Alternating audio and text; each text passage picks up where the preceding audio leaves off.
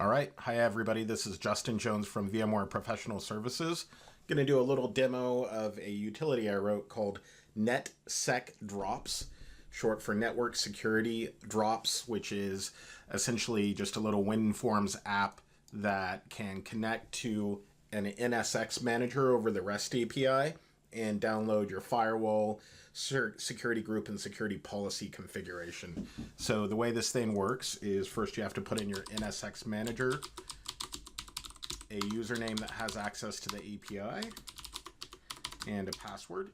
After you put those three things in, you press the test button here. If it tests successfully, it'll unlock some of the other buttons here. So you can see it has a default directory where it's going to export this XML. Right now it's defaulted to C:\NSX_exports.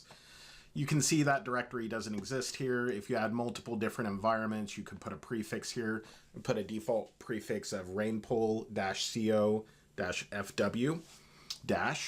So I'm going to just go ahead and press the export button.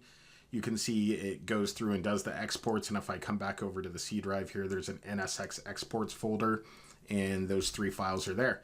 It's also unlocked these buttons here for viewing the firewall XML, the security group XML, and the policy XML. So if I press firewall XML, it's going to pop open a little viewer here, and you can see it's nicely formatted.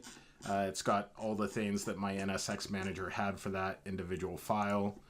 Same thing if I do the security group or the policy.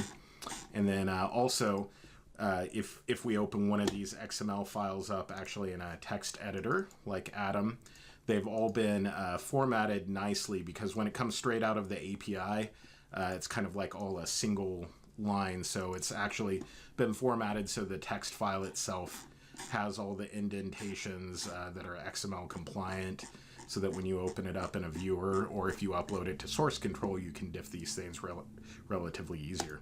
That's really all the app does right now. So thank you for watching. Bye.